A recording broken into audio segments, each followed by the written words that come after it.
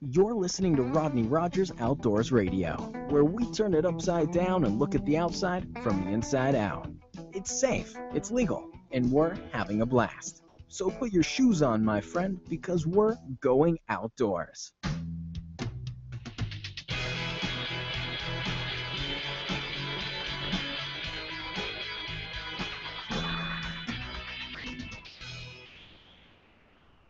Good evening, outdoors. Good evening, outdoors.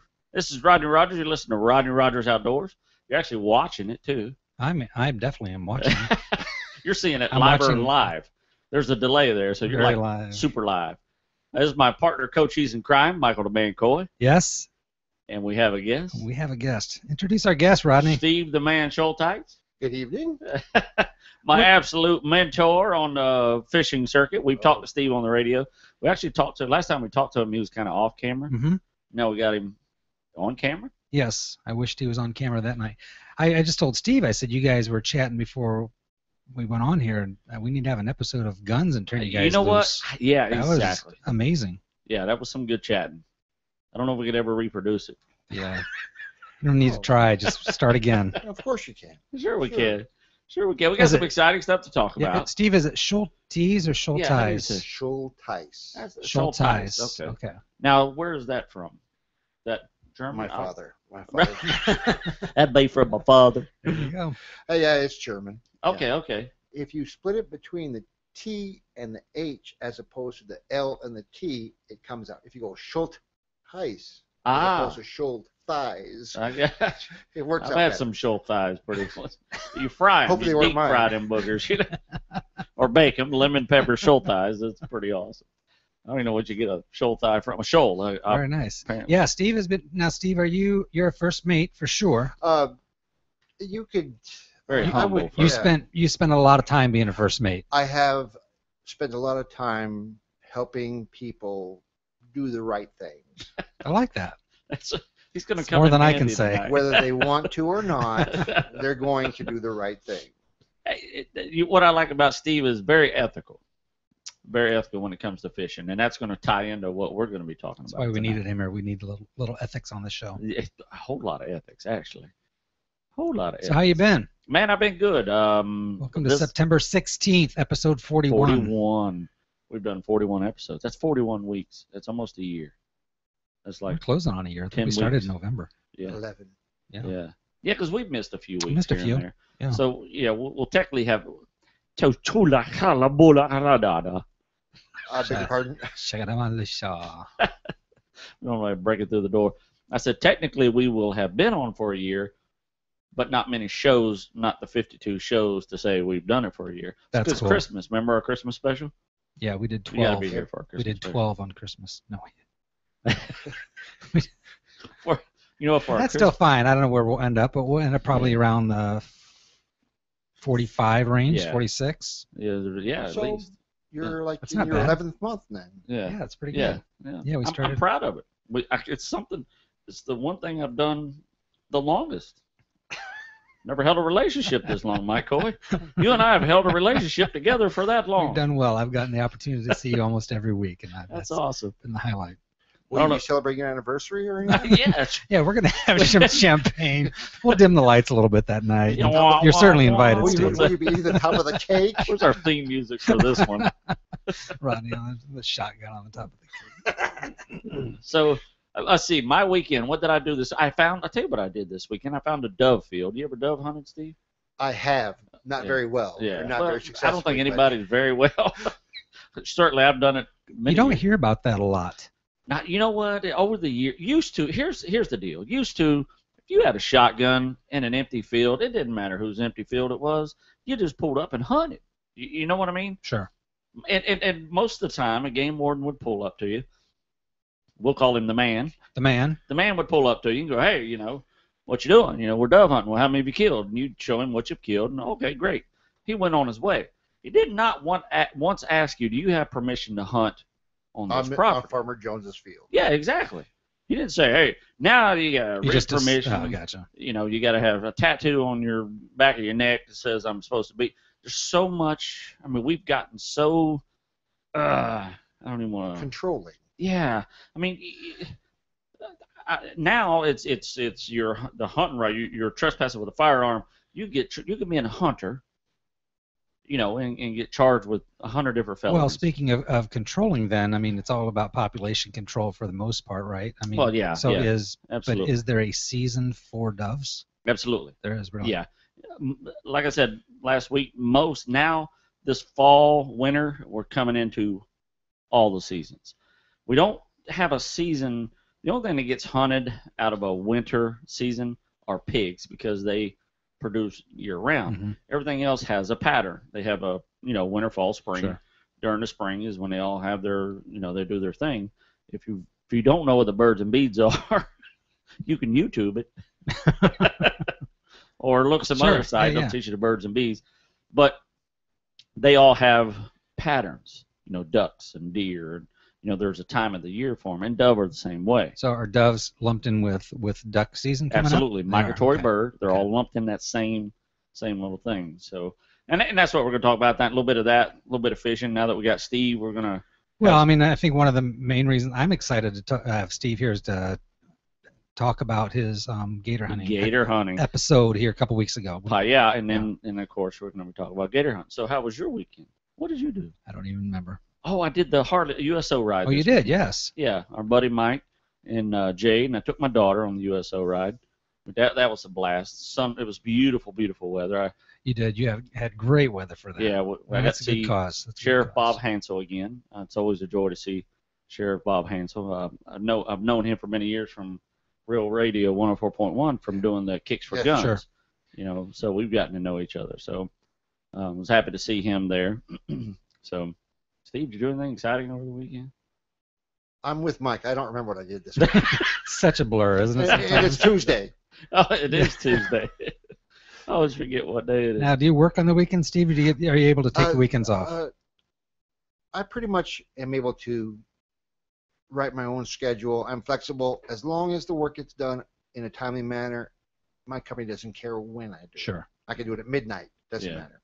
As long as it gets done. As long as it gets done by the due date. Yeah, I wish my company was like that. I need a. But you're actually producing a product that has. That's true.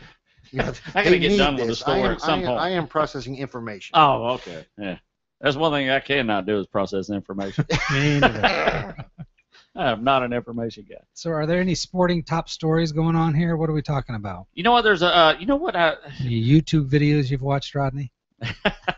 He hit me with that one again. There's a bear. You know what, Mike?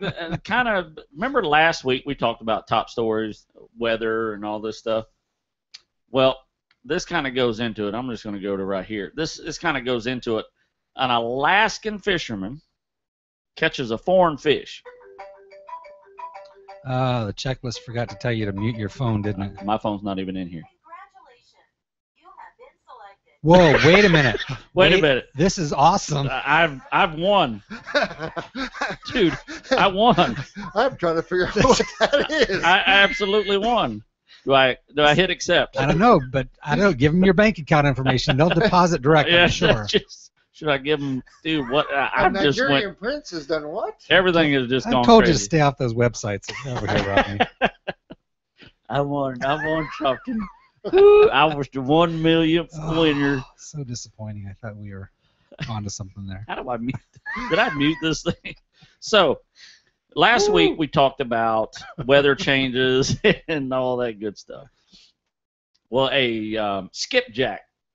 Yeah. Steve, a migratory fish. Yeah. Steve is definitely skipjack. Skipjack. It's a little tuna kind of fish. Bonita falls in like bonita, tuna, blackfins, that kind of thing. But they are delicious. They are delicious. Yeah.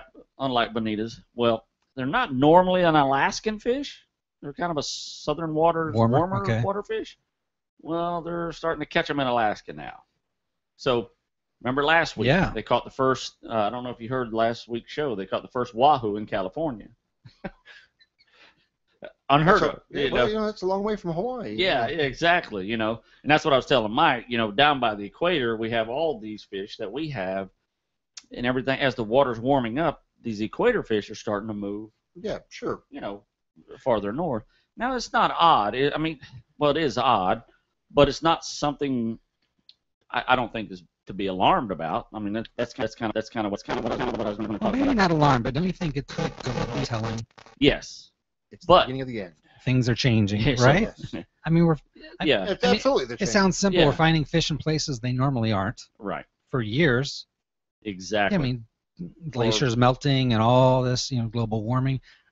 I think it's probably there's a bigger picture playing out here. Absolutely. Nothing's going to happen this weekend, but I think it's yeah.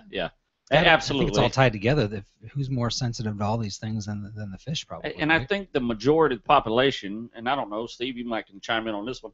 I mean, the fishermen and the outdoors people, I think, are a little more in tune. I don't even know what the percentage of actually outdoor people would be.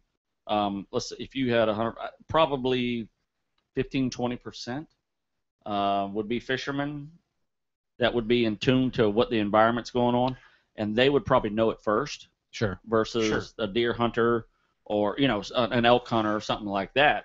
An elk hunter would probably not see the herd where he did for the last 20 years. Well, an interesting point also might be that land-based sporting like that is very centralized. Absolutely. It's not as sensitive. Yeah, and when you open it up to water, which is the majority of our planet, that these things can move now a lot more intercontinental, where a mammal or land-based animal can't really do that. Exactly. Stuck on the continent they're on. Well, the biggest way to find fish, the first thing an angler is going to look for when you're going offshore is a temperature variation. Right. Yeah. Sometimes, it's closer to shore than it is. Sometimes it's further offshore. Sometimes it's further north. Sometimes it's further south. And I think that they're seeing more that it's more varied, which, like that skipjack being in Alaska. Yeah. It's starting to vary where it didn't used to vary before. A little wider. Yes. Absolutely. We're talking hundreds of miles variance versus, like Steve said, a little closer to shore, a little farther north. When we're saying a little farther north, we may be jacked up 70, 80 miles versus 1,200 miles. Well, and the fact that, it's not going to be just this one, right? Yeah. Odds are it's not just that one. Yeah, there's several, and if it's that tropical species, obviously there's probably something else, and they're not targeting this fish. You know what I'm saying? Right. Sure. And Steve will definitely verify this, is when you target a specific fish, now you'll randomly catch another species. Sure. But when you're targeting that species, you're more prone to catch that species. You have a lure system and a trolling method and just a way to do it. And when you're not doing it, one will hit, a marlin will hit a regular rig because you had it happen. Yeah, of course. But it's not something that happens regularly. So if you They're targeted called those wahoo others lures for a reason. What's that name? Exactly. You a wahoo lure for a reason. Exactly. To catch a wahoo. Exactly. You'll catch a barracuda, but mostly you're going to get a wahoo. Exactly right. And then a tuna, not so much. Yeah, and now, they could probably target those, those tropical species, and they don't even know it. In the California and Alaska waters, because if that skipjack is up there, then obviously there's other fish working their way because it's new water for them. Well, they run with blackfin tuna and the bonitas and all that. They all run together. Exactly. Yeah, they're just chasing bait fish, and they'll just keep going as long as, obviously, they can tolerate the water. Sure. And what they don't know is that water's going to get cold pretty quick. Well, and they're not but they're pretty fast though. Yeah. Now, well, you probably answer this question. Do they have? Obviously, they have that same migration. The skipjack tuna is one of those fish that you're required to have the stamp for the migratory fish species. Oh, yes, that is included in there. To get that fish in your boat, you must have that $50 stamp on your boat. Oh, okay. Okay, because I don't think so I've ever. Was the fisherman arrested that didn't have it? No, but we'll be getting into that one. So that's kind of what I had for top news, is that same scenario that we talked about last week about the wahoo being in California when the dude catches the wahoo and goes, like, what the hell? Yeah. What do we have here? Well, I think Steve brings up an interesting point. I think we get right on to our next segment. Absolutely. You good for that? I'm definitely in it. What is our next segment, Rodney? Our next segment is our new segment. Yeah. Bring it on. Our next segment is our new segment, and what we're calling this is You the Man. Is that our next segment? Yeah, you're the man, Rodney. You are the man. So basically what we do is, in this segment, what we have found is FWC puts out these cases called, what's the case? Case of the week. Basically what it is, it's some kind of wildlife violation. It's or they post a fishing violation or a hunting violation. And then they post it on here. And then so what I want to do is I want to kind of get everybody's opinion. This is the perfect time for you.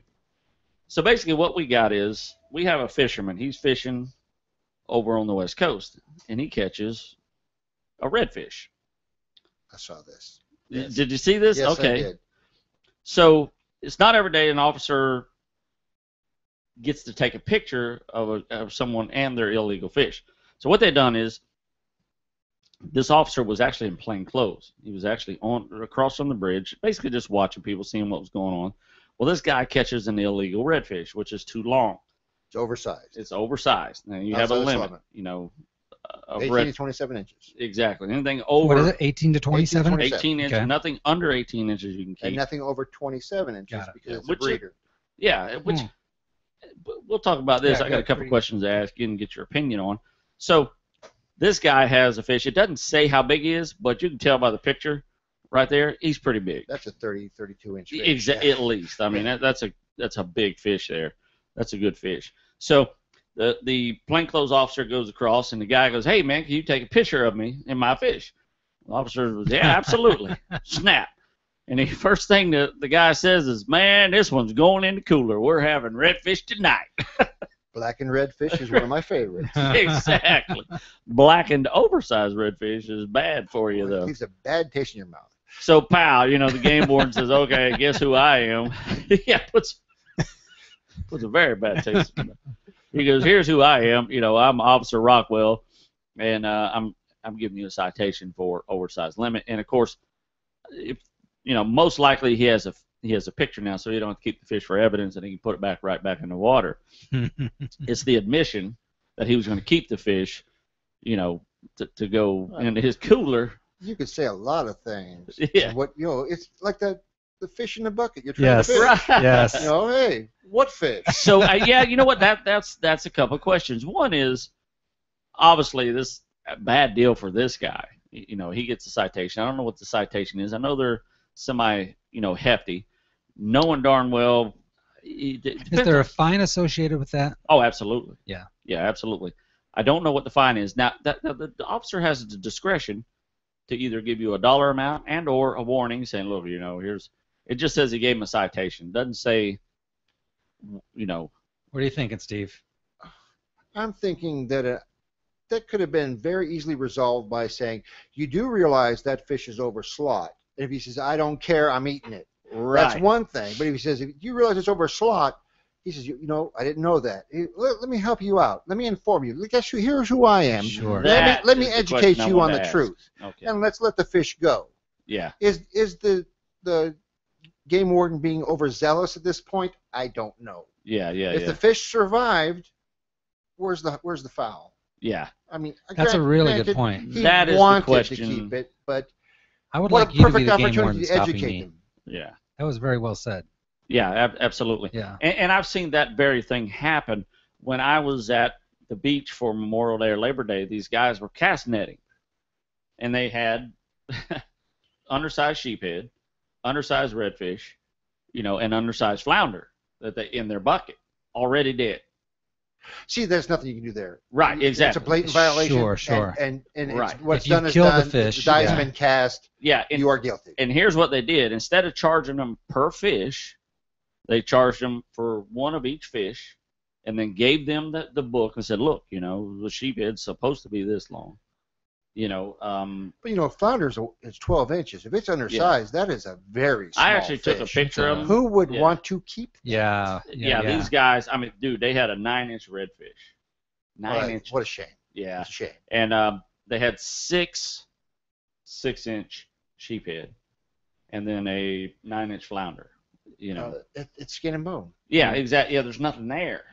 I mean, it's great if you're, making fish soup, maybe, I guess. I don't know. Yeah, exactly. There are no fillets coming off of that. No, there's nothing coming off of that. And of course, they had the mullet they could keep. There's a limit on mullet, too. Yeah, People don't realize that. Really? There is a limit on mullet. No kidding. Is there? It's like 50 of the black mullet, I think. Right. Okay. If you can cast that up 50 mullet, you're doing good. You're doing pretty good, yeah. Now, as far as the game warden, do you think the majority of them are the warden that Steve portrayed, as far as trying to be educating, most of them accommodating, and most of them are. Because it really is a great opportunity. Like you say, if you haven't killed the fish, and it's a kind of a no harm, no foul thing, and depending on the attitude that the suspect, as you refer to him, right? Ignorance of the law is no excuse. Of course. However, what a perfect way to say, we're here, be careful. Yeah, exactly. Yeah, I think that's what I'm saying. This don't give all that information. I'm just curious, and actually, I bet we could set something up for these guys to talk about the case of the week. I bet you can get that game warden there on the phone with you. Absolutely. So I'm going to work on that. I'm going to see if we can get them, and we'll talk about it. And we'll actually ask him all the. Because I would imagine in an environment like that, especially out in the open, and we've talked about this numerous times, the typical citizen, and I'm probably not even close to that level of a typical citizen when it comes to hunting and fishing. Does that make you atypical? I'm probably atypical as far as not even beginning to understand the breadth of the regulations and the laws and the limits and the sizes. Yeah. They can be. I think they exist. Oh, yeah. But even reading that wildlife management area brochure last week, it's like, wow, there's a lot of stuff here. Yeah. And you have to differentiate between species on your own. Exactly. And that's exactly what Steve's talking about. Steve. I mean, that transfers to the wildlife, that transfers to ducks, to to whatever. You have to differentiate those species. So you need to know, and they give you plenty enough literature to understand. But I will tell you this: when you start fishing for a grouper, you have to have seen a lot of grouper. Once you've made what these group, a strawberry grouper from a black grouper, gotcha. And a Warsaw grouper, grouper. So if you've not seen those, it can be pretty mind-boggling. If you're looking at a book, because the book don't look nothing like the grouper you just caught. Sure. I guarantee it just don't happen. You just have to know. There's just always some little identifying something where, you go, oh yeah, great, poof. Well, even like a juvenile red snapper looks very much like a vermilion snapper. So, but they're different size limits and different seasons, and if you don't know the difference between a juvenile red snapper and a vermilion snapper, throw them both back. Exactly. That's exactly right there. Sure. Just throw them both back. Don't take that chance of bringing in the wrong fish, because they can be they can be harsh. You can lose your boat. Yeah. I mean, they can be as harsh as you want, because we were sitting at the boat ramp. What's that one, Port Canaveral there? Oh, yeah. The old boat ramp, it's not there by anymore. By the grill? Oh, the old one. Yeah, the old one. Oh. Yeah, the one that's by the restaurant that used to be by Rusty's Fish Lips. Fish Lips. Yeah. So. Not the one down by the grill, but the other one in between. Yeah, the one. Oh no, the one by the grill. Yeah, the grill. Fish grill, or what's grill? The grill. The grill. Okay. Right down the main entrance to Port Exactly. Canaveral. You get to watch people dock their boats. Oh, that's hilarious. Well, we were sitting there. We were having a drink, and it is hilarious watching people that dock their boats. We actually had these signs that went from 1 to 10. Every time someone would dock a boat, we'd cheer and hold up a 9. We were dirty like that. Well, anyway, these guys pull up, and you see them circling, and I seen, marine wildlife and fishing wildlife lined up. There's 4 of them. They're kind of lined up just outside of the boat ramp, where you can't see their cars. Well, this one guy pulls his boat up on the ramp, and once his friend went and got the trailer, at this point, it's a done deal. He has an officer with him. So, he pulls his boat up on the trailer. Dude on the boat, I just seen him shaking his head. And they pull out and they start pulling. This was when snapper was absolutely ixnay. You could not harvest red snapper, period. And these guys start laying out snapper after snapper after snapper after snapper.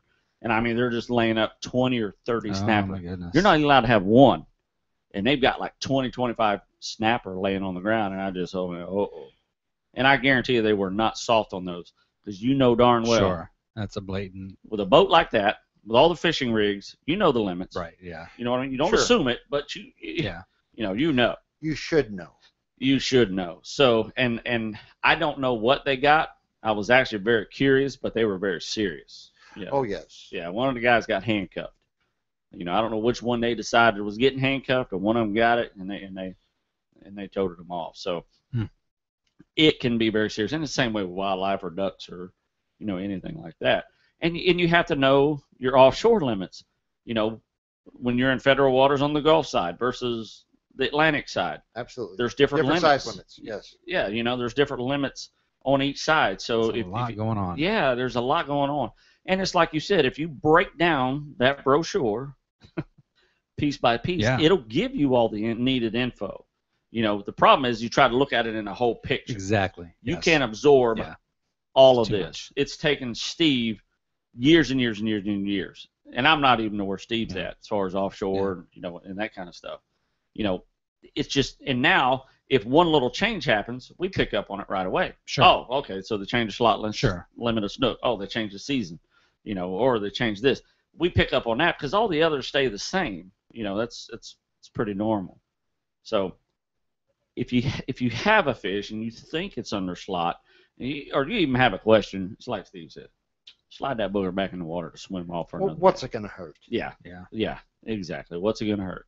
You're going to catch other fish. You're going to get another shot at it, you know, and it's going to happen. So these are the things we're going to be pondering on, the type of things we're going to be pondering on our section called You to Man, right? That's right. That's exactly right. Is that a good music for You to Man? I like that. Kind of suspenseful. Yeah. Because we want people to think about the situations and analyze either like if they were in that position of the person being, approached, or the warden approaching the people. You know, how would you handle it? That's exactly right. So for this segment, you're the man. You're the man.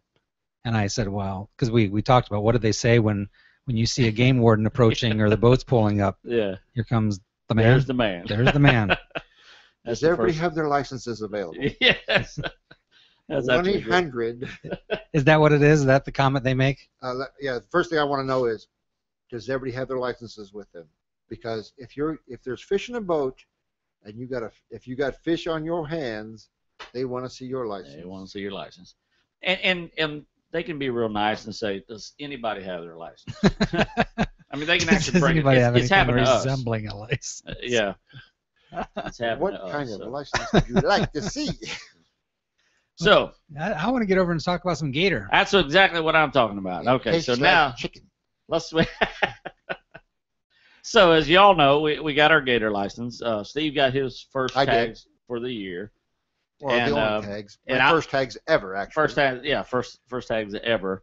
And I'm just going to say one comment that Steve said to me at the end of the night, and he says, "Man, the way you talk, these things are just jumping in the boat." It's a lie. It's a lie. It's you know, and I don't talk about the rough hunts. You know, it's a gator's not an easy animal to get. The first night we got lucky, and always that first night is they're there. They're not expecting you. So and then as the season goes along, and Steve's is the last one. I was in week 4 of the 4 separate weeks. And by that, they're all talking. Oh yeah. Yeah. Oh yeah. They're like, watch out for that guy in the canoe. Yeah. So Steve, what'd you think, man? So this night started out. Well, it started out in a lovely torrential rain. Yeah, you guys started out. What time was it? Was it evening? Daylight still? We hit the ramp at about 5:30. Okay, so it's still light. And it started to rain immediately. Yeah. And we slowly waited out the rain. Of course, then by that time we're all soaked. And then we start, as the night started to fall, we started to see alligators out there. And there was big ones out in that lake. They go, oh, look, there's a 10-footer over there. And we would paddle the canoe for about 4 hours. And when we got within 20 yards of this alligator, he would disappear. And he would pop up a half mile over to the right. And then we'd paddle a half mile over to the right. And we got 50 yards from the alligator, and he would disappear. And we did that for about 6 hours. Now, was it raining when you guys were out there in the canoes? for a little while. It Or did you would it pretty finally much died pass? down. Let's see, we got there about 5:30. It rained probably the first 5 hours. Okay. Yeah, 10. About 10 o'clock. Actually, Steve and I. Because were I was going. watching that night. I mean, well into the evening, it was still raining. Yeah, yeah. I mean, it rained to about. It was probably about 12, wasn't it? It's I don't think it was. Yeah. It was manageable after about 10. Yeah. But I tell you, being out in that little canoe on that big water at a sunset was absolutely gorgeous. Was it gorgeous? It was beautiful. Man, we seen an amazing sunset, and I always do. That's one reason I really love it. That was probably the second or third best moment of the evening. There wasn't many, apparently. Well, Oh, no. there's Second or three third at best. least. Yes. I think the number one was getting back to the ramp at 4 o'clock in the morning. And Drive being able to get out of solid that canoe. ground. Yeah, I'm solid ground. Yeah. Being a canoe for that long will put a toll on your back. Yeah, especially. Oh yeah. Yeah. So at some point the gator stopped going down. Well, we changed tactics and we went back into the lily pads and the grassy areas. Granted, like Rodney has this measurement of a gator by location. And what is that? It's their domain. If you're up against the cattails closer to the shore, you're up to a 3-foot alligator. It goes from just inches to 3 foot. You get offshore a little bit, 300-400 yards in the grass just outside of that inner, then you get up to about 6, 7, 8 foot. You get in that range. Outside of that is where your bigger gators go. I talk about the hierarchy of the lake. Yeah. Yes. And I was pretty much spot on. You were spot on. Yeah. Those 10 and 12 foot alligators are swimming free, and they dare somebody to come over. Exactly. Yeah, and they're open water, and they can go down and swim a half a mile and not even think about it. Now I'll let you continue, but did you guys do the chicken thing or not? We did. We did the chicken thing, but we just didn't have stinky chicken. We did the day after. I forgot to tell you about that part, Steve. No doubt. We forgot to take the chicken out of the boat. I bet that was a good one. I had to go clean it out 2 days later. It was rough. But yeah, we did. It just, it's just, we didn't. Yeah, they weren't interested. It was fresh chicken. They just weren't interested.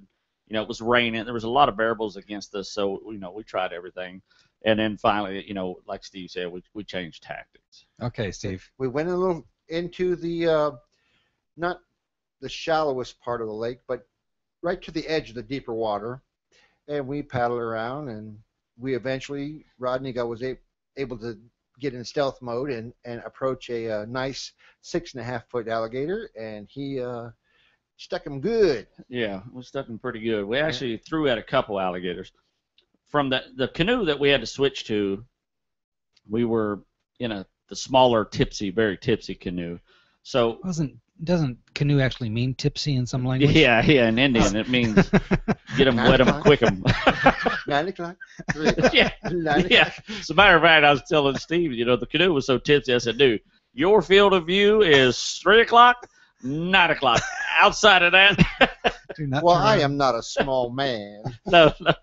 Steve's a pretty stout fella, and those things he get real tipsy, and he found out quick. Looking at 3:30, he's in trouble. Well, there's 2 or 3 of you in the canoe. There was 2 of us. 2 of us in each canoe. Okay. Yeah, 2 of us in each canoe. We had 2 canoes. I had Steve in mine, and then we had Nick in the others. Okay. So you're throwing spears.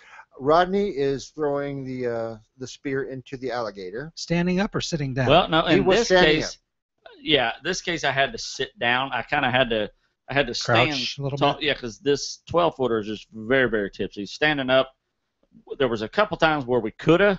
I did, I tried, but it was just too risky, and you couldn't get any force behind. Yeah, I just couldn't. So I had to learn. First time ever, had to learn to really get this power behind the spear sitting down in a canoe. Yeah. And I did too. I mean, I sent it right through his back. Yes. The strongest part of the gator. Osteoderm. His osteoderms, exactly. He pierced one of those. Yes. I put that, but it was tough to get out. So yes. So this gator was definitely stuck, Oh yeah, he was not going anywhere. No. So you got it stuck with the spear. So we got it stuck with the spear. So now's the part where you try to find the alligator in the grass. It took off. You had the jug and everything. Yeah, it took off. Oh no. He had the spear in the gator. He put the spear down. The spearhead is in the alligator, tied to the rope. Rodney's pumping the rope. Rope's going out, rope's coming in, rope's going out, rope's coming in. Eventually, Mr. Alligator gets a little tired. He comes up to the surface. What he brings up with him is about a bale of lake grass? Hydrilla. Yes. And I'm going, well, where's the alligator? Yeah. He's under this. Where under Yes. there? So him and Nick are trying to hold on to the rope, trying to figure out where the alligator is, and reaching down and pulling off this grass. Well, eventually, they get it to where Rodney looks at me and goes, shoot his head right there. And By I shoot, said, you mean with the bang stick? yeah, Yeah. I had the bang stick. I Yeah. was in the other canoe. Rodney's got the alligator's head in the grass next to his boat, and I am in the front of the second canoe with the bang stick with the 357 hollow point in my hand. He says, "Shoot him in the head." I said, "Where's the head?" And then he goes, "Right there." So I tapped him. I tapped him on the head, and Rodney goes, "No, further back." And that's when I let him have it. Yeah. I said, just hit him Wakalui, and that 357 went off. And when that thing went off, he looked at me like, I wasn't expecting that. I was not. That was, when you are the only two people, or the only two boats Yeah. within 2 or 3 miles of a dead calm, that's pretty loud. Yeah. Yeah. And it's, 18 inches from my head. Yeah. Yeah. We caught him out of the water. I kept what Oh, was because he was out of the water. yeah. What was yeah. confusing is I had the rope, but Nick also had the rope behind me to make sure the rope wouldn't get out. So I kept saying, let the gator go down. I said, let it down, and he was going like, what? Let the gun down? Let the bang Sure, stick yeah, down? yeah. So Confusing. it got kind of confusing there, and I was trying to tell Nick let the gator down so he could bang it under the water, and it wouldn't be so Oh, loud. yeah. He's trying to get it under the water. I was like, how? Where? I don't know where. Yeah, because I don't remember being that loud, but you're right. Out of the Yeah, water yeah, versus yeah. in it would make a huge Yeah, difference. with it. once it's underwater, all you hear is this, Yeah. just this big percussion. Poof. Out of the water, it sounds like a hand grenade just went off. It did. Yeah. Yes. And, I'm a shooter from way back, Yeah. but that was loud. So, and of course, at that point, it was. So you had a hold of the gator the whole time. He never took like the jug out of the boat or anything like that. You had. Well, him. he almost did. I just didn't let him this time. Gotcha. He spun us around. I mean, at one point, the rope You're was. thinking I don't want to chase that thing forever. Yeah, Oh, yeah, and yeah. I didn't. Yeah. Yeah. I mean, the rope's under the boat. Nick's hurrying to keep up with Rodney's reeling him in, and Nick's trying to keep the slack out of the line. But it was interesting. Yeah, See, that's what would make me nervous in the canoe. Yeah. So all it would take him going underneath. I mean, it wouldn't take much to And he almost did. snag that. Oh, boat. many times. Yeah, Yes. you just have to be prepared on how much rope to let out at the same time he's pulling, because if you try to muscle that rope down while he's pulling, you're going to flip something. Yeah. So you have to gauge Sure. his running to your pulling and not letting him go at the same time. So it's a thank God we've done this for so long. We got the feel for this thing because That's that experience kicking in. that's So- experience kicking it. Yeah. So you shot him in the grass. And Rodney says, "Get him in the boat." That's So it. we grabbed him and we threw him in the boat. We taped his mouth up and. Now you're able to get him up in the boat. With that? Yeah, we were actually able to Comfortably? get him up in the boat. He was just under 7 feet. Okay. Healthy, chunky gator. Very, very nice alligator. Yeah. I mean, it's and these are female. This section we were in, I'm gonna go out on a limb. We're female, mostly females, because the one we got was female. That is true. We keep saying him and her. And Yeah. And they're the female. they were mostly females, and anything over usually are over 8 feet is a male. Females usually get around 8 feet, 9 Interesting. rarely. So everything we came across was in between 6.5, 7 to 8 feet long.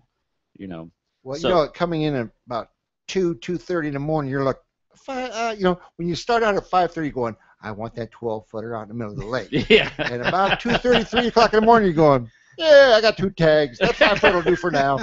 Yeah.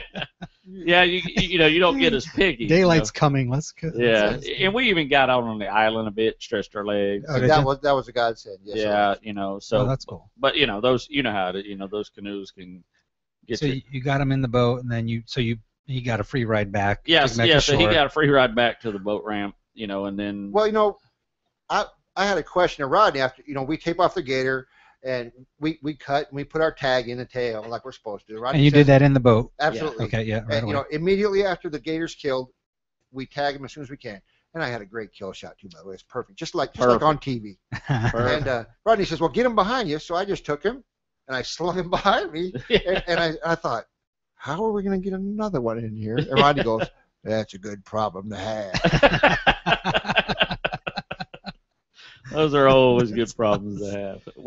I know when we killed the 11.5 footer out of that 12-foot canoe, we were like, how in the world? You could have drag it? What do we do? Well, luckily we had the aluminum bass boat just out in the waterway as our home base. Transport boat. But as we pull, there's 3 of us. My other buddy's 6'5". As we're pulling this up into the boat, there's 3 of us on the bow. We're pulling up a 600-pound alligator. Good luck with that. We're over limit. No doubt. So we had to really just putt back nice and slow. But there again, that's a good problem to have. Those are always fun problems to try to figure out. Well, I remember going, "You live right over there. Your house is right there. If we have to, we'll paddle over there to the shore, drive around and pick him up." Exactly. So did you skin him that night? Yeah, we skinned him, and we sent the meat home with, I told, we were so tired at that point, we just wanted to get the meat cleaned up and get it over. So we threw the hide and the head and everything in the freezer, for process. I'm going to process the head for him. We're going to turn it into a skull. Sure. Just like I did for you. Yeah. And we're going to give him a skull mount and tag. And now, what's the best way? Steve actually was very kind. You did bring that for me, didn't you? Of course. The meat brought me some meat tonight. Yeah, he's got tons of it. Very kind. So what's the best way to prepare that? I mean, it looks like really good fillets, though. Oh yeah, you have good. I gave him premium tail meat. Oh, right on. Yeah, so you've got good tail meat. Basically, that's the meat Rodney does not give his friends. Well, I got to tell you, for being a 6.5-foot alligator, that tail probably weighed 40 pounds. Yeah. This thing was huge. And it was all meat. I mean, beautiful tenderloins. There's 2 huge tenderloins going right down the middle of that tail. It is absolutely premium. Yeah. Fat-free meat. Yeah. It's beautiful. So what's the best way to prepare? Now, here's the best way. Treat that gator like chicken and cook it as well. Okay. Because remember, it's a reptile. Sure. So anything you would do with chicken, do it with this. These gators that I've killed out of Toho for the last God knows how many years taste delicious. I mean, there's really they have the right taste. And I've said it a million times. A gator is a product of their environment. It's where they live. You know what I'm saying? So, you don't. It's good clean water out there. Yeah, it's good clean water. They're eating snails. We didn't get to check the contents of this one. We were just too tired, But they're very healthy alligators. This one was super healthy and had a layer of fat in his tail. About a half-inch thick. Yes. It was. That's a good sign. Yeah, alligators build fat up in their tails, not throughout the whole body. It's stored in their tails. Makes it very easy to fillet that out too. Yeah, it comes right out. And it just comes right off. But interesting. Well, you seem to know a lot about gators. You want to take a little quiz tonight since we're talking Man, gators? let's quiz it up, dog. Are you up for it? I'm up for it. I love it. Here we go. Let's have a little game show here. I saved this just for Steven's visit since I knew we were talking about gators here. Like I would know something about alligators. All right. Our alligator quiz. Here we go. 10 questions, okay? 10 questions. Top 5 answers on the board. An alligator's brain weighs. I'm going to give you 3 options. 1 ounce. 8 or 9 grams, or about a half a tablespoon. Mm-hmm. 30 to 35 grams, or about 2 tablespoons. Or about 6 pounds, about twice as much as the human brain. Well, we know it ain't the 6 pounds. It's between the first 2. I would say it's about the size of a walnut. Yeah. Wherever that is. That's I mean, I'm going to go with. I'm going to go with 1. Really? Yeah. I'm going B myself because I'm thinking walnut. Yeah, I mean, B is a great answer depending on the size of alligator. Well, I mean, honestly. We're talking average adult size. Average adult size. Size of a walnut, basically. Yeah, B would be good. Man, A would have been the correct answer, A right? would have been the correct answer. Here we go. How long can an alligator survive without eating? Forever. Okay. Between 48 and 72 hours. About 2 weeks, or 2 to 3 years? I'm going to go 2 weeks. No, I don't think anything can go 2 years, can it? Snakes can go up to 9 months. Well, that's not 2 years. Yeah, I know. Gators without eating. My God, you know what? I'm going to go 2 years. Right. 2 to Yeah. 3 years. Yeah, I That's mean, pretty amazing. Because I've killed alligators with absolutely nothing in their stomach many times. You know, so it kind of makes me believe that things can go a while. That's pretty impressive. Wow, that's Very nice. Yeah. That's impressive to me. Yeah. Yeah. Question number Wish I 3. could. American alligators are reptiles belonging to the order Crocodilia. How long has the basic Crocodilia body form existed? 1 million years, 10 million years, or more than 180 million? We're gonna go more than years? 180 million years. Really? Yeah. You sound I very, concur. Yeah. Yeah. very confident. All right, very good job. You're doing pretty well tonight, right? Hey, we stick 'em. We know these things. An average male alligator weighs, here we go, 300 pounds, 600 pounds, or 2,000 pounds. An average male. Say that again. An average male alligator. Yep. 3, 6, or 2,000. Yep. We're gonna go. Oh man, we're gonna go 6. 2,000 is a concur. really big alligator. I mean, that's rare. That's But average, yeah, 600. that's saltwater crocodile. Yeah, it's them big daddies. All right, question number 5. The spiny plates on an alligator skin, also known as osteoderms, Hey. are bony pieces inside the skin that serve as armor, cartilage that softens in water and allows them to be more agile, or special motion sensors allow them to detect prey up to 200 yards away. That'd be number 1. Number 1? Number 1, Alex. I thought his name was Steve. And now Oh no, you were right about that one. I've seen. Here we go. Yes. Alligators have Definitely. 2 sets. Count them. 2 sets of eyelids. Their outer set is similar to human eyelids. Yep. While the inner set helps them, number 1, play dead in the water and fool other animals, protect their eyes and allow them to see better underwater, or navigate over long periods of time blind when they don't feel like opening their eyes. That's a good one. We're going number 2. Number Alex. 2. Good job. What is? How do they do? I think you might be 6 for 6. Okay, here we go. No, Question number 7. Alligators become fatigued very quickly because they don't use oxygen to power their muscles. They primarily live in water, where physical exertion is much more difficult than on land. Or they're lazy, and they don't exert themselves often enough to stay in shape. What do you think that is, Steve? if they're anything like me, they don't want to stay in shape. Right. Number 1. Yes. Yeah. Very impressive. Yeah, and here's a couple cool hang on, things. That actually deserves a little applause. Yeah, here's a I'm couple impressed cool with things about that. Very There's nice. 2 things: lizards and alligators, when they're doing their runs and or movements like that, they don't use oxygen because they can't breathe when they run. So that's why they only exert so far. That's why an alligator can only run so far, because they don't breathe when they're running. They can't breathe when they're running. So that's why they go run, they stop. So if you watch a lizard next time, just watch them. Yeah. I'm going to say I'm very impressed because every time I pull these quizzes on him and I get to one of these questions, I'm like, yeah, I may have stepped over my boundaries here. I'm going to put Rodney in his position, but that's very good. You pulled it off once again, Mr. Rogers. That Nice feller job. might be smart. Nice job. He Nice knows job. his gators. Okay, alligators use their tails to propel themselves up to how many feet out of the water to catch their prey? Several. 5, 10, or 30 feet. We're out of going to the go water. 5 feet. You going 5 feet? Yeah. 10 feet, that's. Yeah, we're going to go 5 feet. Yeah. Yeah. Good job. Nice job. 2 questions left, gentlemen. An alligator's eggs are small and light blue, similar to a robin's eggs. Delicious. Big, pink, and soft, kind of like Steve Schultz. That's me. Big, pink, and soft. Big, pink, and soft. Or much Only like on the outside. or much like Rodney, white, hard, and a little bigger than a chicken egg. That's what I'm talking.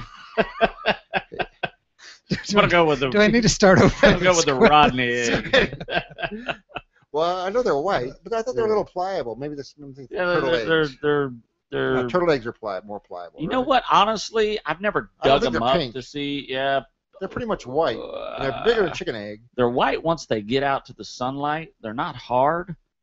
They're like leathery, aren't they? Yeah, they're kind of. Man, let's go pink. You can read the options one more time. Yeah, An alligator's eggs are small and light blue, similar No. to a robin's We eggs. know that's negative. we know okay. that's a negative. We don't. Big, pink, and soft, or white, hard, and a little bigger than a chicken egg. Let's go with that one. I like Why that not? one. Yeah. I'll give you that one. Yeah. Pulled that one off the warning tracks there. Yeah, Question number 10. Here we go. Number 10. Going to go for 10 out of 10, 10 Rodney. out of 10. Don't let me down. Alligators stop feeding when the temperature dips below 40, 50, or 70 degrees Fahrenheit. They stop feeding when the temperature dips. You know what? I'm going to say below 50. 70 is a good one, but yeah, let's go 50 on this one. I concur. Yeah, I think Yeah. that's about right. You going 70 50? I think 70 is Yeah. too high. Oh, come on, I Mike. finally got one wrong. Didn't I? It's a 40, ain't it? Actually, it's 70 degrees. Is it 70? There you go. Wow. I'm going to give you 9 out of 10, though. Very impressive. Yeah, 70 degrees. Huh. We'll review that for next That's time. a good one on me. I didn't know that. That's great. Gator quizzes with Steven in the house. Voila. I failed miserably. I don't think miserably at all. We did quite well. Thanks for playing. And there you have it. You know what? I like those quizzes. I really They're do. fun. Yeah, I like when you dig them up. I never was good at questions, Yeah. quizzes, tests. No? I analyze the questions too much. Yeah, You know, I'm like, where are they trying to trick me? I always feel like I'm trying to be tricked. yeah. So I analyze too much and then overthink things. Yeah, the last one, Story of my life. you know what? Here's what the last one kind of got me, because there comes a point when they can't digest. You know what I mean? That their body temperature Sure. doesn't reach high enough. And I thought at 70 degrees they could probably find that spot. There again, I'm overanalyzing too Right. much, because I know at 50 I watched this alligator. There was a dead turtle up on shore. This 13-foot alligator walks out, and I'm watching him the whole time. He gets right at that turtle, and he wants him so bad. But they know that they cannot digest at that point. You know what I mean? He has to carry Their it body around with him. temperature, yeah, they just doesn't reach that high, and it was about 50 degrees outside. And I thought, well, man, it's cold, and he don't want, he sat by But that. isn't it rarely? I mean, it's rarely. I mean, even now it's 80 degrees. I mean, Oh, at night? Oh, they're yeah. not dropping. It's still in the not high dropping 70s. to 50 Yeah. degrees now. No. Even if it drops in the 70s, they have the day. It's going to be a daylight Sure. temperature. That's once that daylight temperature probably reaches around that 70, 65 range, they'll start their metabolism shut down. You know what I mean? And then they'll go into their feed. The whole 2 years. I didn't know they would go 2 years, but I know they go longer than 2 weeks. So our only other option. I was in between. I was thinking, 8, 9, 10 months. Yeah, because most snakes can go around 9, 10 months. Yeah. But when that wasn't the answer, I knew they'd go longer than 2 weeks. So 2 years definitely threw me. Yeah, that's amazing. I would never would have thought that. Yeah, that is amazing. I was very impressed with the oxygen question, and that was the stumper for me. But you pulled that one off. So nice job. We don't mess around. And there you have it. Another great show, Mike Coy. Yeah, awesome. Steve, Thank you so much. Oh, my pleasure. We appreciate it, man. Our Need to have you more our first Steve on the air is a- guest. We're going to talk guns. Yes. I mean, I actually had the audio recording during that time. Oh, so did I'm like, you? yeah, I'm gonna great stuff there. But you guys were Oh, right on. unbeknownst that we were recording, but it was a show in itself. Just Yeah. I like the other subject better. Women? No, Oh, women okay. is always a great subject. But, the U.S. Made in America type thing. You know what?